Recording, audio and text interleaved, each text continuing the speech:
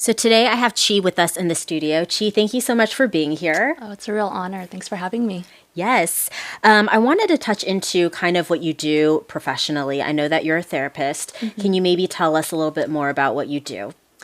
Currently I am working as an associate marriage and family therapist, and I'm working in a Christian counseling center. And so what that means is I'm providing professional counseling, working with primarily individuals, teens on up to young adults, so 18 on up to like mid to late 30s, on issues related to, for the most part, stress, anxiety, life transitions, burnout as well. And as a kind of second part of what I specialize in, I've really enjoyed getting to work with clients who are ministry workers, so pastors, missionaries, sometimes their kids as well, around issues of like burnout and stress in those roles as well.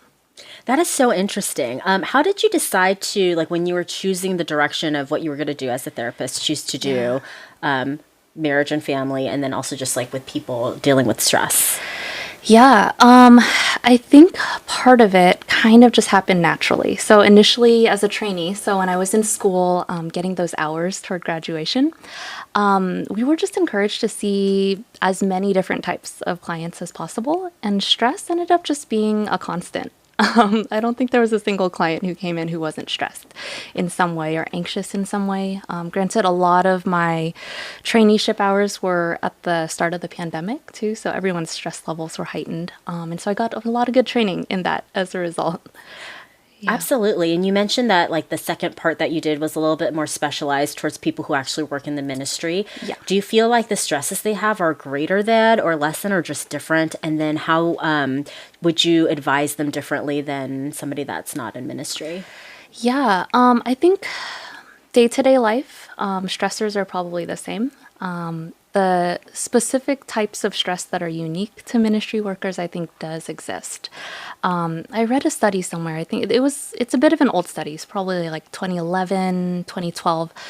And it seemed that research was showing that ministry workers experience like higher levels of stress, higher levels of burnout than most other professions. I think really only comparable to healthcare workers, teachers, and police officers. And so I think part of it is like it is a caregiving type of role. And that emotional labor is really hard to recover from. And as a ministry worker, like your work is your community as well. And so that I think that dual relationship does make for a different type of stress. So it's like, well, who's taking care of the caregiver, right? Who's pastoring the pastor?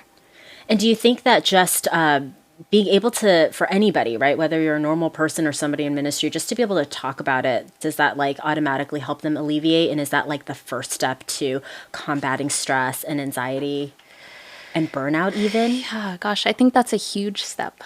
Being able to name it, being able to feel it. A lot of times that is, I would say that's half the work, is like getting into that counseling office, speaking and experiencing being heard, being validated. I think that more so than the therapy technique or the therapist's skill level all the time even, it's really being able to talk and being heard that makes a difference. It lowers the stress levels, the anxiety levels. And I think it's that sort of connection that is often impacted by burnout that gets to be restored with talking. How, like, just for people that are listening, if they feel like I'm somebody with stress, with high anxiety, and I'm also experiencing burnout, like, in addition to, like, just being able to talk about it, whether, like, being open with friends or with a therapist, like, what are some other things, just on a high level, that people can kind of do to help themselves? I recently read a really good book. Highly recommend to everyone. Written specifically to women, but I think it's applicable to men as well. It's called Burnout, by Emily and Amelia Nagoski. One is a sex therapist and the other is a music teacher. They do this incredible research into like how do you complete the stress response cycle, right? A lot of the stressors that we experience nowadays are like not easily resolved. It's not like running away from a bear to safety. right? It's work, it's traffic, it's family life. And so they came up with a list of, I think, 6 tried and true strategies for completing that stress response cycle so that you can go from stressed to relaxed again before hitting the next day. The first one is physical exercise. That's kind of the gold standard. Cardio of some sort. It doesn't have to be like running a marathon. It could even be walking. 20 minutes is ideal. Up to an hour would be even better. Something that just allows us to like physically get that stress out makes a huge difference. So that's the first one. The second one is like laughing and crying, I would say, is like the other side of that. Something to move through the emotion cycle. And so, you know, if like me, you struggle to get those tears going, watch like a really sad movie, read a really sad book, or watch like a really funny movie. And even just the act of laughing at something or crying about something unrelated or indirectly related, it makes a huge difference. What was another one? Creative expression being another one. So like dancing, singing, drawing, something that I think allows for a bit of a kind of a loophole in this culture that tells us like not to feel, not to talk about feelings, not to cry, like artists get to. And so engaging in the arts to do so. Physical affection being another one. I often tell my clients, find someone you can like hug for 20 seconds. It's long enough to be awkward, and also like long enough to signal to your body, like if I'm hugging this person for this long, it must be safe and it's okay. I think research shows like 6 seconds worth of a kiss is also like the magic number. Long enough that you wouldn't be kissing this person for this long if it weren't safe. So I love that. More kissing, please. Yes, more kissing is my prescription for the congregation. Not just anybody, but if you can find someone safe. Right. Oh gosh, I don't remember what the other ones are beyond that. Do you think that that's kind of like the biggest thing that our generation or people our age are facing? Is it burnout and stress, or are there other things that kind of have been brought on because of the pandemic, or what are people facing? Yeah, you know, you and I had a short conversation recently about loneliness, and I think that is related but also distinct. The research suggests that it's maybe even more of a problem than stress and anxiety. I think a recent study, 2021, indicated like 79% of young adults, so ages 18 to 24, report that they're stressed and lonely. 42% of adults ages 18 to 34 report they're lonely all the time. Oh, Yeah. yeah. And 58% of Americans overall, so 18 and up. And it's like, it has implications for physical health as well, like in terms of a predictor for premature death. It's comparable to like smoking 15 cigarettes a day. And so I think loneliness is something that, you know, it existed as a problem pre-pandemic. It was amplified and exacerbated during the pandemic. And I think we're coming out of COVID probably needing to figure out what we're going to do next on Like this as a issue. society. Yeah. Yeah. Yeah. Because I do know people very personally that really are suffering from major, symptoms of loneliness. And like Yeah. loneliness exists not only if you're in a relationship, but certainly also when you're not, right? So how can people, what can people do to make themselves less lonely? I mean, is it as simple as like surrounding yourself with people? Not always, right? Or what can people do? Yeah, I think the challenge is it isn't always just Yeah. surrounding yourself with more people. Like you said, it's possible to be in a relationship and be horribly lonely. And the challenge with like loneliness is it's reinforcing as well. So when you feel lonely, there's this negativity bias that causes you to look for signs of rejection, signs of disconnect, signs of not being heard. Maybe when the other person doesn't even intend for you to feel rejected. And so a lonely person could go and, spend time in groups of people and still walk out feeling just as lonely, maybe more rejected. And so the question is like, how do we address those unconscious biases so that there is an ability to feel connected, to feel known, to feel accepted, and to feel safe? as well. That being said, I mean, I think at like a maybe more superficial level, like just being around people could be helpful. One suggestion that I've heard being really helpful is just like going to a coffee shop and sitting around people, being in spaces where there is that kind of physical proximity to other human beings can help one to feel less isolated. Talking to strangers, being another one that I think we don't do as much in California, particularly in Silicon Valley, but imagine how beautiful that could be if we were to strike up conversations at the grocery store, with the barista, you know, on our coffee run. I think I've heard it said that ideally give it 7 minutes. I mean, maybe not if you're like in line at the grocery store, but like give small talk about 7 minutes. That's how long it takes moving through the awkward to, you know, really give us an accurate indicator of how substantial this interaction can be. Which I think for me as an introvert is a real challenge, but maybe worth trying overall. Yeah, I mean, I really like that you mentioned that. And you, like, I do wish that not only in California, but in Silicon Valley, we can be more warm as like a society and a community and a people, because I feel like when I go to places like, you know, in the South or whatever, Yeah. I mean, there's like stereotypes about it, but the truth is they are so warm, so welcoming. They talk to everybody, and like, it just, they make you feel like a friend, even though they have no Yeah. idea who you are and you don't know who they are. And there's a certain connectivity that even if I'm just talking to them, I feel like instantly uplifted. Yeah. And I wish that we could do that here. Maybe it starts with you and I. I'm an introvert it too, does. so it's very hard. There's solidarity there. What are other things that people can do? Do you think like pursuing interests can help people, or like hobbies can help people get away from that inner loneliness? Because it is, I think, about people, but sometimes it's also a more inner thing, right? Absolutely. And yes, I do think that pursuing hobbies can be really helpful. One, I think it's a way for us as individuals to tune into what it is that we need, what it is that we want, what we like. I think loneliness sometimes comes with a sort of self-denial, self-neglect. Not only do we feel abandoned by other people, but we abandon ourselves. And so getting back to our hobbies, our passions, is a way of at least us, you know, starting to engage in that self-nurturing so that we can feel known by one person, and that's ourselves.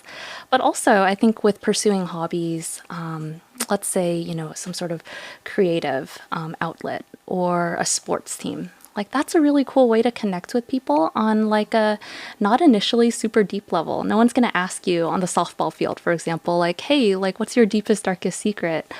There is some sort of connection that can be established by, you know, doing a joint activity together, starting with that and seeing where it goes from there. Maybe it leads to something deeper. Maybe it never does. But I think even that small interaction can be a really neat thing for a person's self-esteem. Yeah.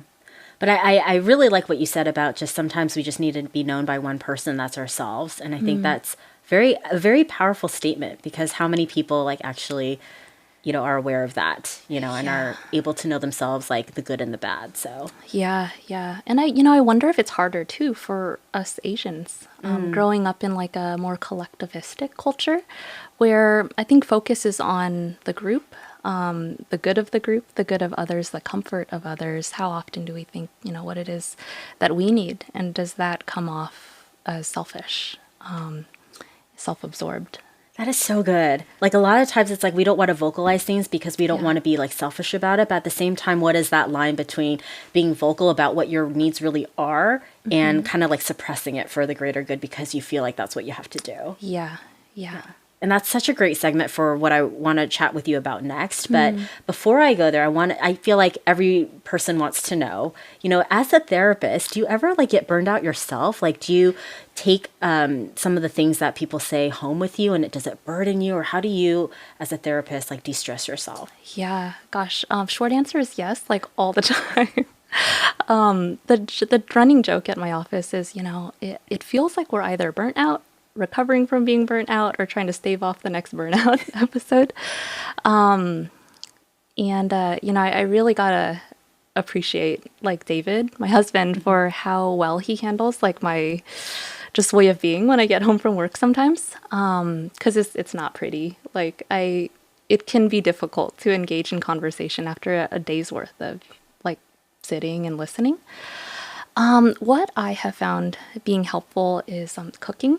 So cooking is like, you can control the ingredients, you can Right. control the outcome. A lot of the work that I do, like I really can't control and the choices that my clients make. I can't control what they're bringing in any given day. I can't control their external environment. With cooking, like I have total control over like how I cut something, the temperature, the amount that I make, how I season a thing as well. And so that brings back some sort of control in a different area of my life, granted, but yeah, it's been really helpful to me. Another thing that has been helpful is therapy for myself. Major creds to my own therapist for, being the one to hear all of it, all of the insecurities that come with the job, and the exhaustion and kind of the repetitive nature of what I share as well. But that's helped me a lot. In addition to just like seeing friends and not talking about work at all. Yeah. Yeah. I think maybe that's one thing that I hope that everybody knows is that therapy is such a good thing for every single person. I think maybe growing up, maybe this is an Asian culture thing, maybe it's not, but you think that therapy is for people that need help. But, there's no shame in like needing help, and therapy is good for everybody. So, Yeah, absolutely. Like my shameless plug for therapy is I feel like we can all use a person who is focused on just hearing us every week, yes, day in and totally. day out. Yeah, I have so much respect for what you guys do, and I know you guys really do help and change lives, actually. Yeah. Oh, thanks, Francis. So I know that, you had touched upon earlier about speaking into identity, and I know that that's something that's really like a passion of yours of some sort. Can you speak more into that?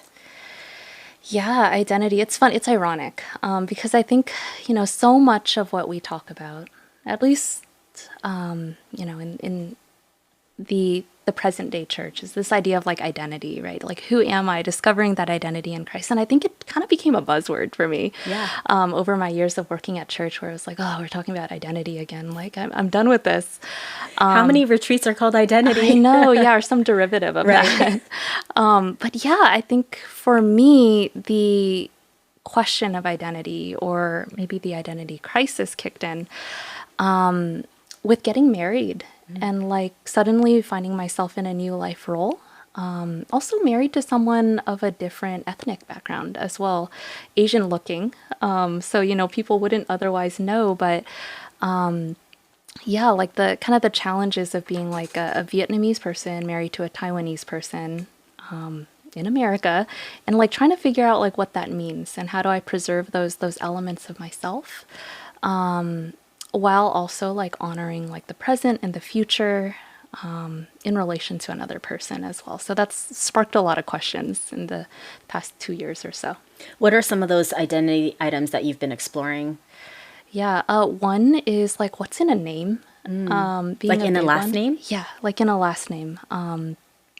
So I think kind of like a question that I've found myself asking is like, if I were to change my last name, like, would anyone know that I'm Vietnamese?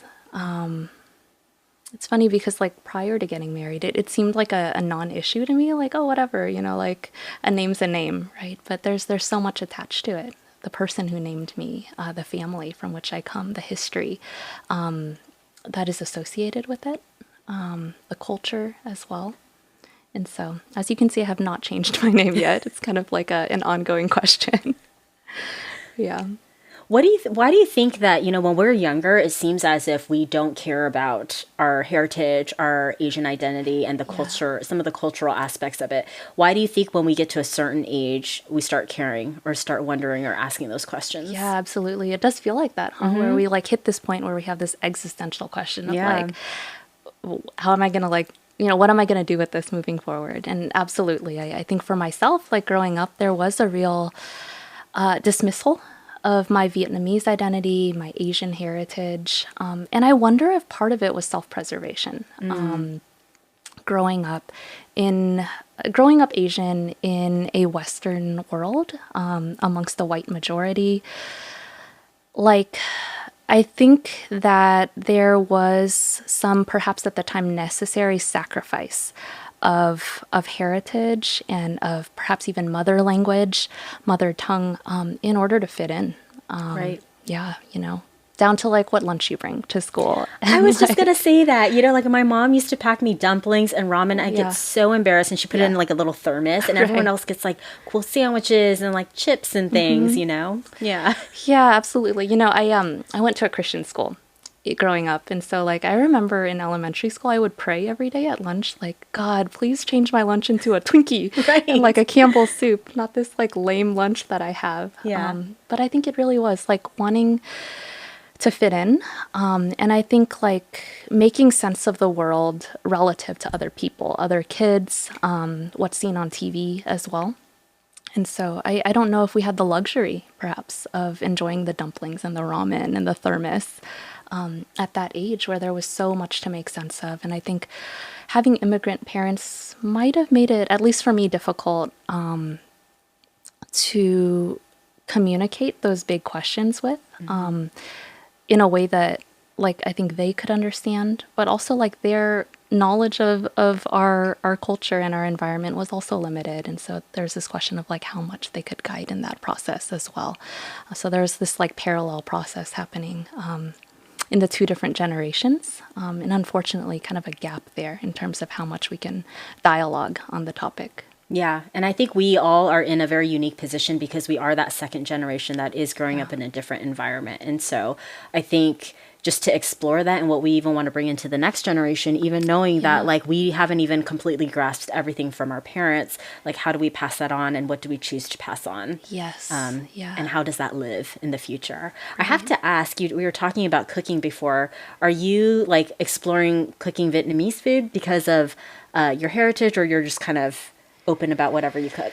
Yeah, gosh, I'm much more of a utility cook, admittedly. So it's like Instant Pot and air fryer are my friends for most of the week. That being said, I spent I would say maybe about a half a year back in like 2018 trying to learn Vietnamese cooking, and as a means of connecting with my grandma as well. And so once a week I would come over to her house. I would bring groceries from the Vietnamese market down the street. That's so cute, Chi. Yeah, gosh, I think my grandma should like have her own cooking Yeah. show. I think that'd be really neat. But yeah, so that was like a means of like me trying to learn all the spices and all the flavors.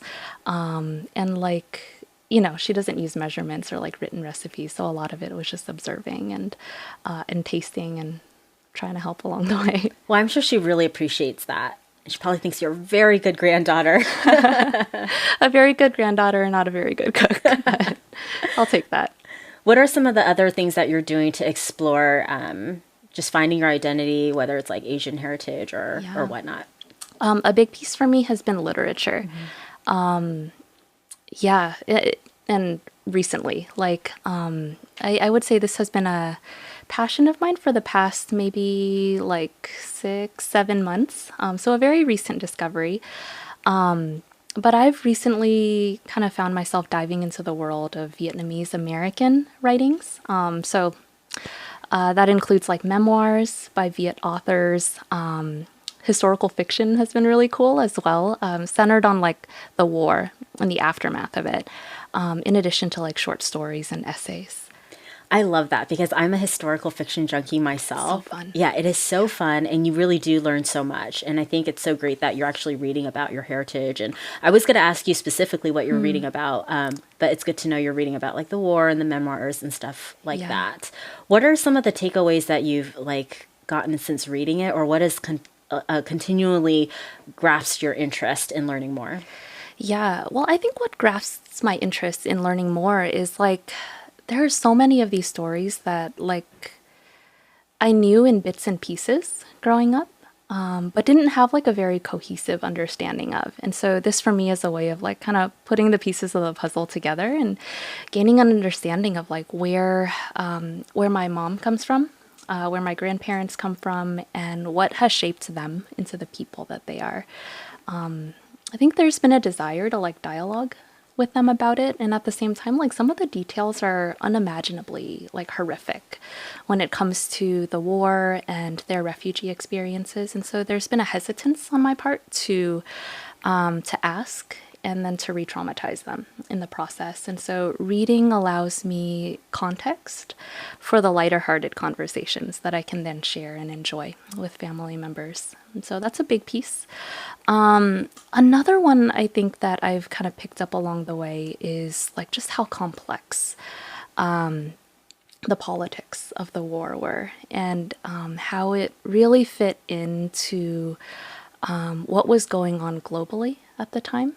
And so being able to make those connections to like what was going on in Europe, what was going on in the States, what other wars were being fought, and how did that factor into rural Vietnamese life, city life, and how did that factor into, you know, the overall experiences of the country as well. That is absolutely fascinating, because I think that the Vietnam War and the experiences of that really were, the war itself was a byproduct of everything you were talking about, of like what was going on in the war and politics, whether it's the US or everywhere else. So that is a very interesting facet, actually, of the whole situation. Yeah, you know, I'm a bit embarrassed and kind of saddened to admit that like I didn't realize how connected it was until like this year. Like I turned 30 in the past year, and it took 3 decades before I realized it just wasn't out of nowhere, you know? Yeah. But hey, at least you realize and you're curious about it and you're exploring it for yourself and for future generations. And I also like that you mentioned that it's a way for you also to, in a way, get closer to your parents, knowing that they may not be comfortable talking about it, but just finding your own means of like relating and understanding. Because I think, you know, our parents, like they probably went through so much more than they even like talk about, and our grandparents too. Absolutely. I think so much of it gets lost in translation. So much of it is unarticulated, unstated, but worth knowing, worth preserving. What are some more topics in like your heritage, your Vietnamese heritage, that you want to explore through the books that you're reading? Yeah. And how do you find them? How do I find them? Instagram? Yeah. Are you part of just normal book clubs, or do they have like Vietnamese specific book clubs for people like you who are interested in that? There are. I haven't started attending any of the book clubs yet. But what I do is I like follow certain authors, Vietnamese authors, on Instagram. And then like, you know, every now and then they'll give a plug to another author or another book. And so that's how I've just kind of been working my way through it, picking up some recs along the way. This might be a very ignorant question, but how big is the Vietnamese like author population? Like, are there a lot of people writing about it? Is it just like a couple? You know, it's kind of booming right now. I mean, there were books being produced in like the 90s, the early 2000s, but I would say like between mid 2010 to like 2015 on up to the present, there have just been so many books produced and written. So I guess now's the time to be exploring it. Is there a favorite author that you've read, or a book that you've read that you feel like really spoke to you? Yes. I could fangirl over this book forever. But it's a book called The Mountains Sing by Nguyen Phan Quế Mai. And it's like fascinating what she does. So she writes she kind of switches back and forth between like the storytelling of a grandmother and a granddaughter. And so what we see is like 2 timelines that eventually converge. But the grandmother is talking about essentially like early 1900s, so 1912 on up to like the 40s. And then the granddaughter is writing during the Vietnam War, so the 1970s. And so for me, it was like a way of getting to know my great-grandmother. It was a way of getting to know my grandma, my mother, and it was written from the perspective of a woman as well. And I think that to me was really important, given that Vietnamese culture is very much a matriarchal one. And so to see that honored in the literature was really cool. I love that. And I like that the timeline has been pulled back, because a lot of times when people run parallel storylines, it's like present day and then maybe World War II. But this was actually like the generation before and then into World War II. So that's pretty cool. Yeah. What are some other things that have come up that you want to explore in your culture and heritage? Yeah, things that I want to explore include the music. So, like art forms, I would say music, dance, poetry. I think that would require like maybe better mastery of the Vietnamese language than I currently possess. But, kind of a pipe dream. I might need to take some Viet language classes first. Do you think that people in our generation who like grew up and, I think just like you said earlier, like whether it's about fitting in or Yeah. whatnot, we kind of didn't invest into our own, like keeping our language or keeping certain aspects of our culture. Do you think that now we kind of regret it and like want to go back and learn it? Yeah, maybe at least for me. I don't know if I can speak for everyone, but there's like some real regret on my part at how I, didn't stay in Vietnamese school. I think I was just going to say, do you guys have Vietnamese school? Because I know yeah, we have Chinese school. I graduated kindergarten as a 12-year-old in Vietnamese school. So that's about as far as I got. And I think a lot of it was, yeah, it was exactly that, like needing to fit in and not having space in my life to hold both Western culture and also my family's heritage as well. But then I think at the same time, perhaps we can give ourselves a little bit of grace in that, recognizing like it wasn't hard, it wasn't easy rather, being second generation immigrant kids, recognizing that some of it was kind of an internalized sort of perhaps self-hatred that we didn't really have much of a choice in at the time. But the cool thing is we can pick it up now with maybe more developed brains and life experience to give context to the things that we had no context for before, right? We were learning languages in an environment where it didn't really make sense to be learning Mandarin or to be learning Vietnamese. We were eating ramen in a place where sandwiches and maybe Lay's would have made more sense. Yeah. I love that you are exploring. I feel like I'm somebody that reads a lot of books too. And I said, period fiction. But for some reason, I never picked up, books about like Chinese culture. Just like Yeah. there's so many generations and even time capsules in our culture too. And so I Yeah. feel like inspired after talking to you to actually pick up, like go find, some historical fiction or just like memoirs as well of just Chinese culture just to read and learn more about. Yeah. What are some of the things that, like, say you, after going through this process and continually going through it, like, want to bring into your future family, and Yeah. even how that impacts how you and David make decisions into introducing both of your heritages forward? Yeah, I think a big piece is kind of as I said, right? There was a sort of internalized like dismissal or hatred of my culture growing up. And I'm hoping that by doing this work now, the work that I'm doing, David is doing, there can be an ability to introduce our kids, our future kids, to a diversity of cultures in a way that allows them to appreciate and hold the tension of that. Right, there is inevitably going to be tension over, what it means to be growing up in California as an Asian. How are we going to celebrate Lunar New Year, for example, it being another one, right? Now it's not the tension of Eastern versus Western, but also like Vietnamese and Taiwanese culture at the same time. And I'm hoping that, for me growing up, there was a sort of like running away from that tension, throwing one culture away in order to stay afloat in the other, perhaps a denial of attention to begin with. And I'm hoping that we can raise our kids with the ability to acknowledge and tolerate difference, and perhaps even celebrate it as well as like I don't have to be just this or that. It's possible to be both and to appreciate both. I love our conversation. I feel like I literally feel so uplifted by it, and I feel so encouraged of just how to move forward, in culture and identity. So thank you Yeah. so much for sharing. And I honestly think actually from this, you should probably start a book club, not only Huh. like just Vietnamese, but like maybe even expanding into like, an Asian book club. Do they even have anything Yeah. like that? I'm sure they do. I bet Yeah. if we were to ask like specific people in New Wave, they would like know Do you think of some people out there. also share? I mean, I'm sure they do, but do we have a lot of secret bookworms that also care about reading, about, cultural things?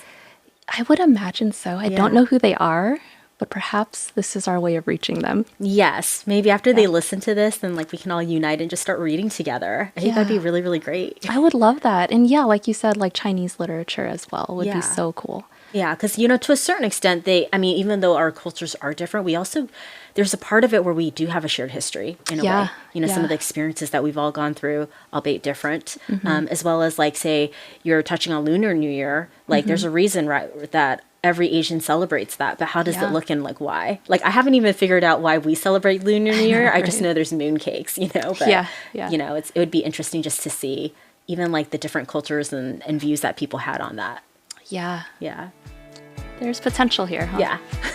Well, thank you so much for speaking with me today, Chi, and just sharing what's on your heart and just sharing what you do and your mindset. Thank you, Francis, for having me. Thank you.